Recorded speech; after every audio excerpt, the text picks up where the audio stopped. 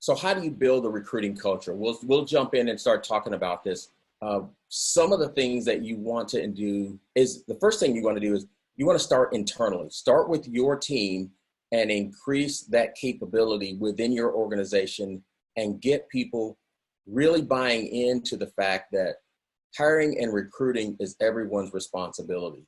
So you want to be able to take advantage of getting your employees engaged, really get them understanding their roles in the whole recruiting process. A lot of times you hear people use sports analogies about teams. One of the things that I thought about is when you get an organization that when they're producing a movie or they're producing a play, you have actors, you have the supporting cast, everyone knows what their role is, and they're all focused on really in getting that movie out or getting that play produced. That's what happens when you get your employees involved in recruiting from a perspective that they all know what their jobs are, and you just have to empower them. Having that focus internally on your commitment to diversity and inclusion, and you'll hear people talk about diversity, inclusion, equity, and belonging. Those are a lot of the components that actually help people become more focused and really get a emotional connection to what your vision and your mission are. Hey, Cody. Go ahead.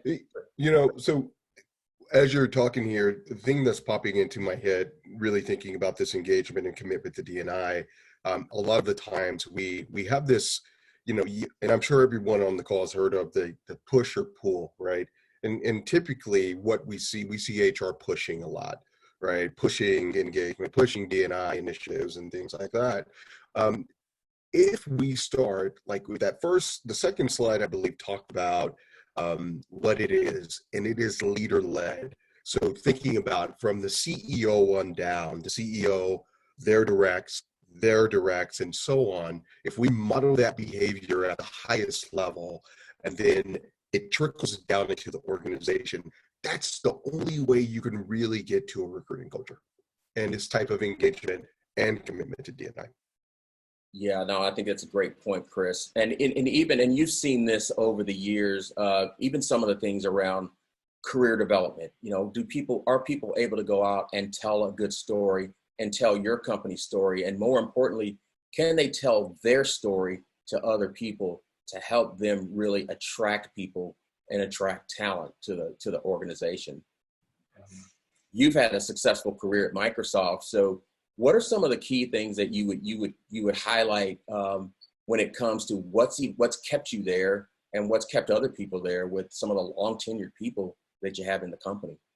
Yeah, no, that's a great question. So I actually created this module, and it became part of our GTA Global Talent Acquisition Organization training. It was all around storytelling, and thinking about how we actually talk to candidates about the work that we do. And not only that, how we talk to other people inside of the organization who are aspiring to get to certain roles. It always needs to start with your story, right? And so for me, I've had the opportunity, I've been blessed with the opportunity to do a lot of different things inside of Microsoft.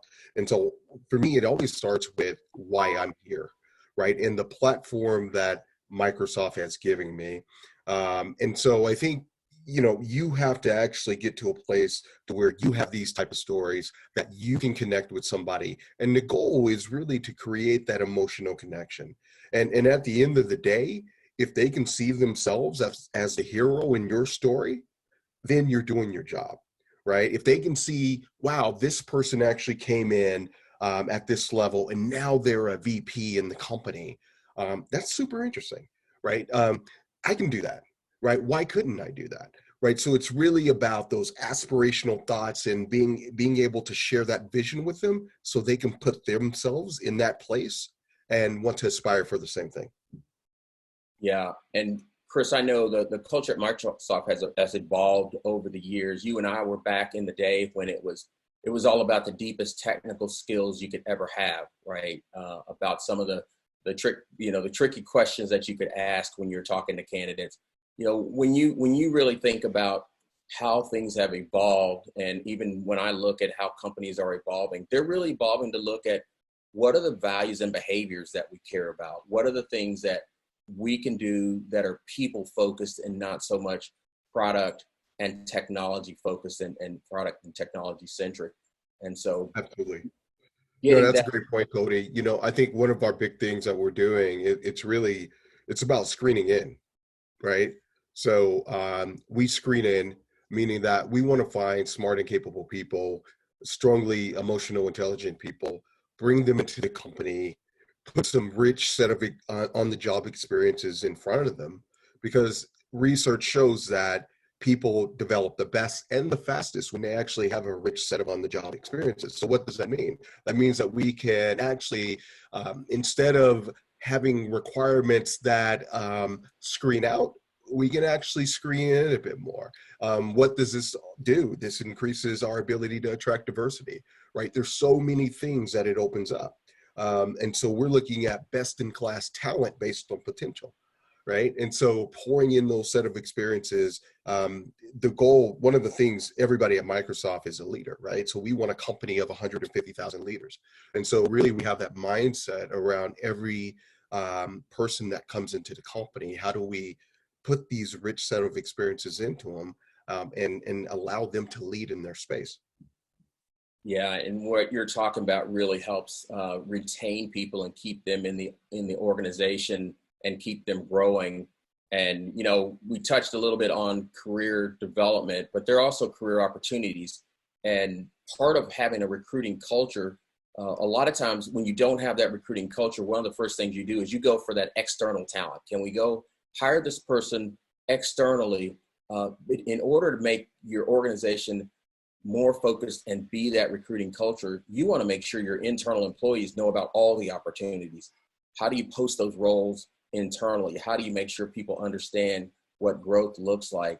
You certainly are going to go externally with talent as well and have your whole workforce do that. And one of the ways to get there is educating your employees, not only on what exists today internally, but what may be coming up, and how do they actually go out and make the connections and network and always be recruiting, even before they know a job is open. If you can get them to go out and talk about their good deal in the company, that is a huge win for any company building a recruiting culture. You're absolutely right. I think that the key, the thing that actually prohibits this the most, Cody, is that most organizations really they're kind of siloed with the way they think about the talent. My talent is my talent, and I'm not sharing my talent out. But if you think about an organization that's really trying to win, they're going to focus on making sure that the right talent is aligned to the right opportunities within the company, right? So that's internal movement, a freely internal movement type system that allows you to take advantage of the best skills and align them with the desires of the people that are actually that have those skills, and put those things together. We have so many good talent scenarios where we have great people that are sitting in roles that they're just not they're not operating at the highest level of impact. So how do you actually find that highest level of impact and share talent across borders, right? I think that's huge, and that really promotes retaining talent. So that's one of the things, when we think about developing and retaining, that's key to it, is having an open market inside of your company. Yeah, and I know, Chris, you're involved in hiring. You certainly have hired at all levels in the company today. You're involved in hiring at the highest levels. We got a treat today because I know you're going to share some things, some tips that people can take, just that will help them get to the point that they're able to go out and proactively find talent before you ever have a role. And so I know the talent scouting is an area that you've looked at, that you can really get people involved at the leadership level. And I'm looking forward to hearing you talk about that a little bit.